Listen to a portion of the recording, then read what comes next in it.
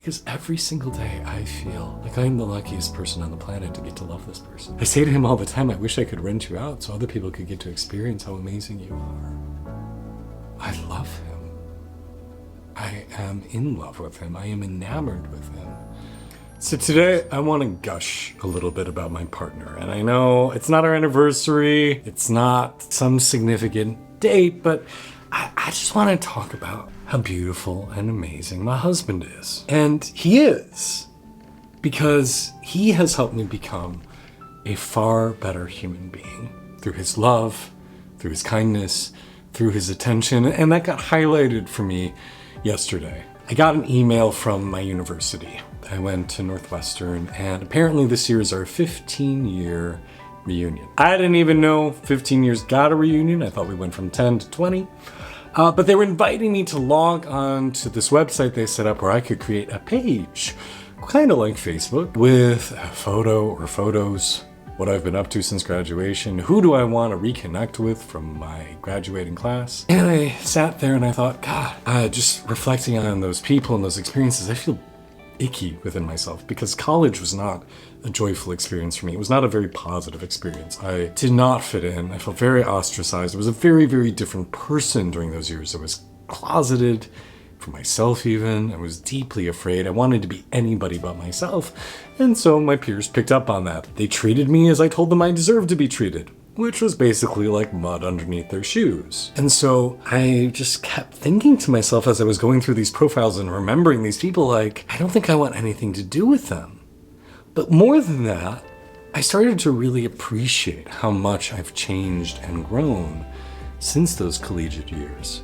Now, I used to believe that growth only came through suffering, that it was an inherently uncomfortable process because you had to step outside of your comfort zone into your discomfort zone and let your comfort zone expand. And I do think there is an element of truth in that, right? There is oftentimes discomfort because we have to step into the areas we're not accustomed to. We have to push our boundaries a little bit. But my husband has taught me that that doesn't always have to be the case. In fact, we can grow a tremendous amount. We can heal a tremendous amount through love, through kindness, through generosity of spirit.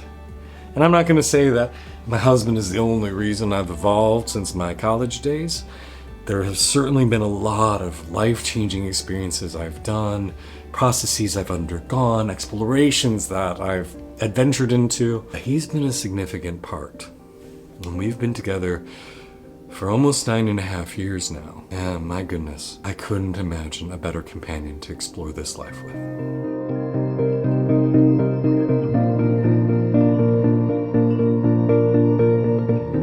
So hey, beautiful people, my name is Kaelan. I'm an ecstatic spirituality coach.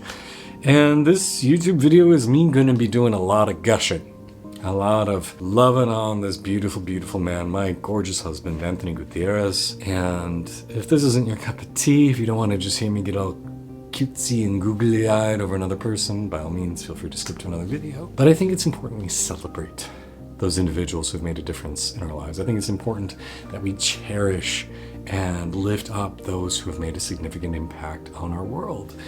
Because we don't tell each other enough how amazing we are. We don't tell each other enough how grateful we are. We don't tell each other enough how much you've changed me. And even though I'm very vocal and very appreciative of my husband every single day, and I let him know how amazing he is and how much I value him, I think it's different doing it publicly in front of however many thousand people are going to watch this video. So let me tell you a little bit about my beautiful partner. His nickname is Monkey, my beautiful monkey. I'm Panda, or Panda and a Monkey. Anthony Gutierrez. So I met Anthony back in the spring of 2015. He had just moved from Los Angeles to Chicago the week we met, and his ex had suggested he check out a dating site called OkCupid, saying he'd been meeting a lot of really great guys on there. And my husband had jokingly been saying when he was leaving LA that the only reason he was leaving the beautiful weather of California to move to the Midwest was to find a nice Midwestern boy and clunk him over the head and marry him. And well, part of that might have just been a cute thing to say. I think there was a deep part of him who was recognizing that he was moving into a space where he was ready for a new relationship. He had just gotten out of a 7-year relationship with a really nice guy. They had been broken up for a little over a year. And he'd only had one significant relationship prior to him. But both of his significant partners, they had exchanged rings with him. And the day he was leaving LA to move to Chicago, those rings disappeared.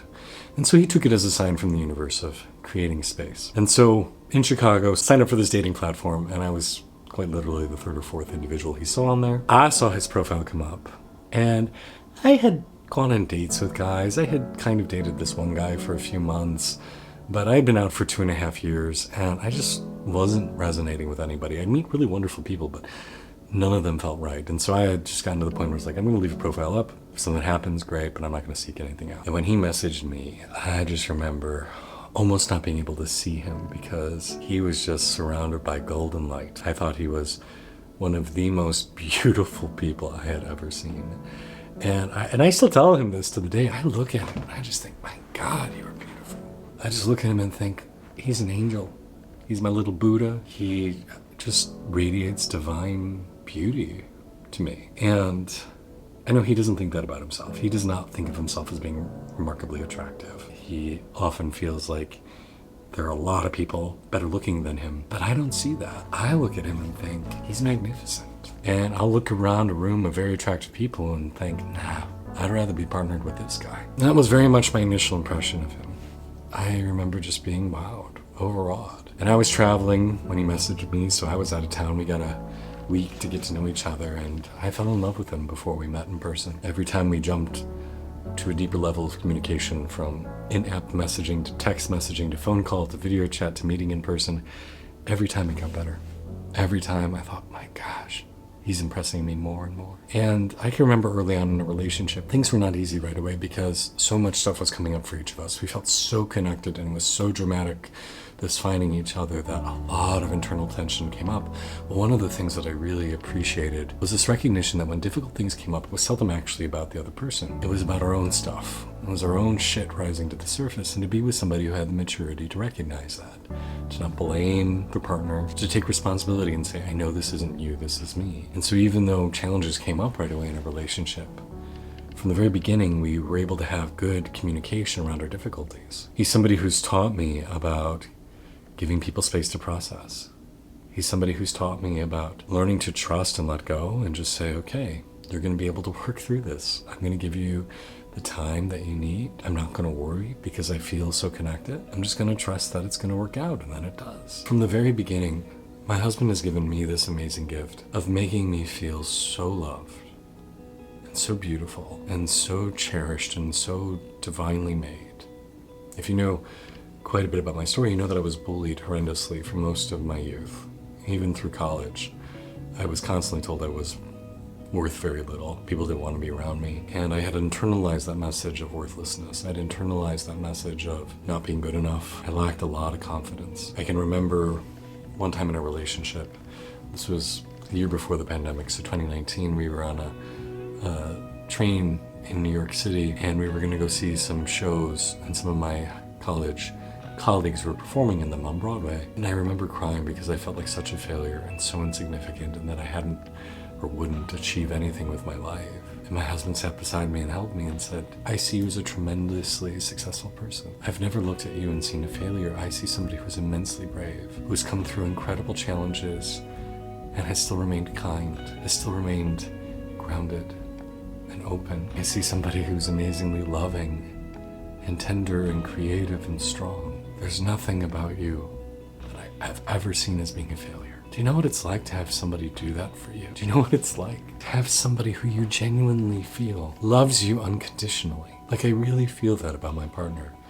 That there's quite nothing I could say or do that would make him revoke his love. And that love isn't given to me because of how I treat him or the nice things I do, but that he loves me because he loves me. I think many of us explore the idea of unconditional love, but it's very rare for us to get to actually feel it. But my husband has helped me feel that way.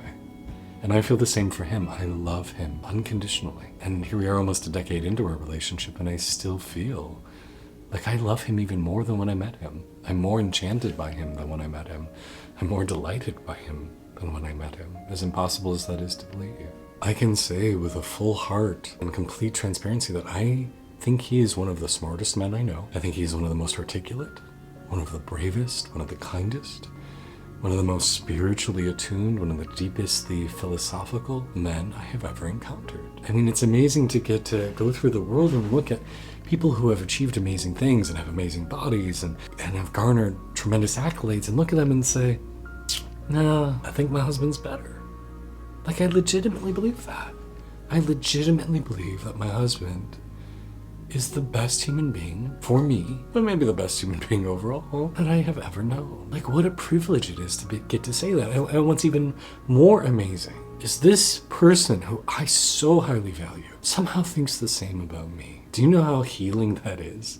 To have somebody who you think is the cream of the crop, the best of all of them, the captain of the Super Bowl winning NFL team, and they think you're the shit too. How blessed am I?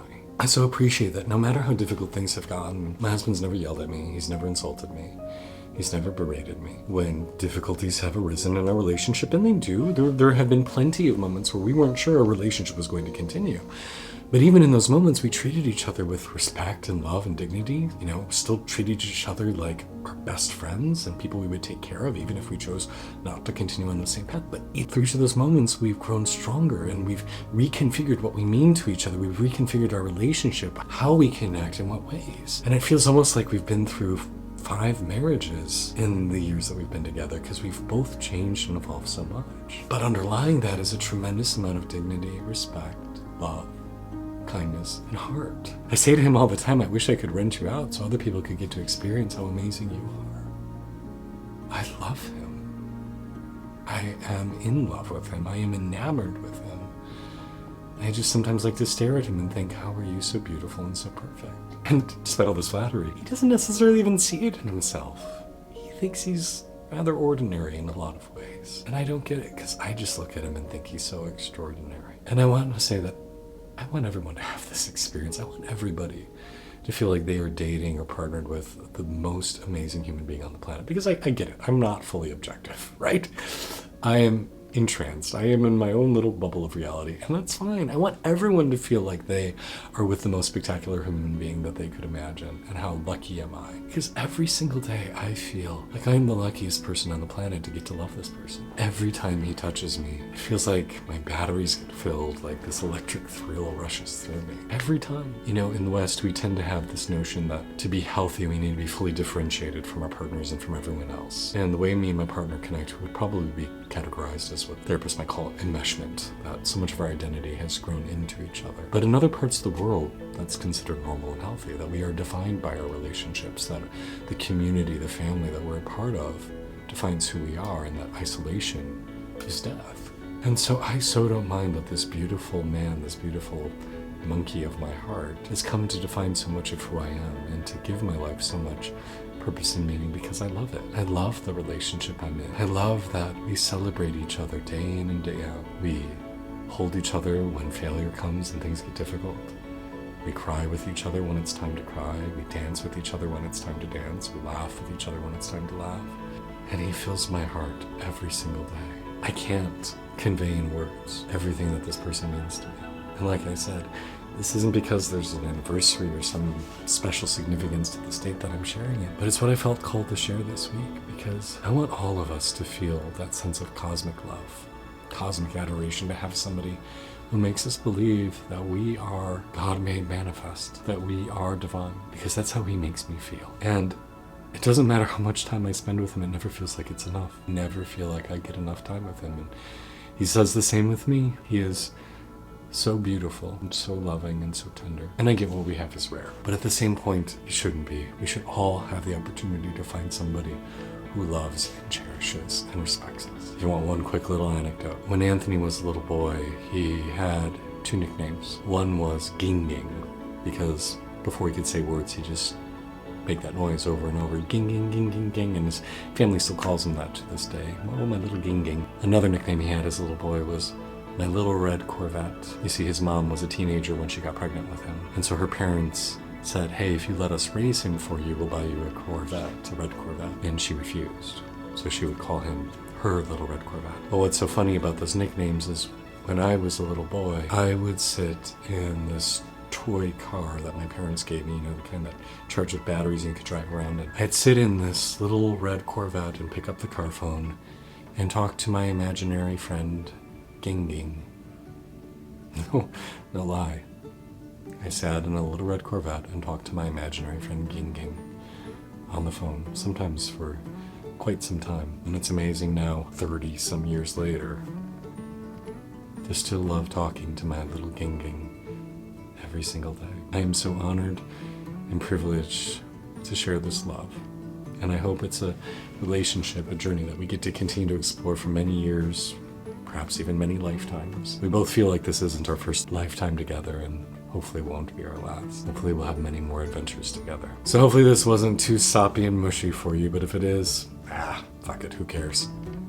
You guys put up with me. I hope you enjoyed, and I hope this inspires you for what kind of love is possible, because I don't think we hear these stories enough. I don't think we see in the media stories of love and respect and real kinship. I think we hear a lot of stories of difficulty and trauma. And so I share this in a hope to inspire you in some way, hopefully make you feel like love like this is possible. And like I said earlier, this isn't like I'm saying we won't continue to have issues or that there won't be things that really challenge us, possibly even make us diverge our paths, at least for some time. You never discount the fact that things can come ahead that you just aren't ready for. But I pray that isn't so. And thus far, every storm we've weathered together has just made us stronger. And has made me feel more in love with this amazing human being. So thank you for letting me share some of our story with you today. And I hope this is inspiring for you. My name is Kaelan. This is Ecstatic Self. Peace and blessings to you. Bye.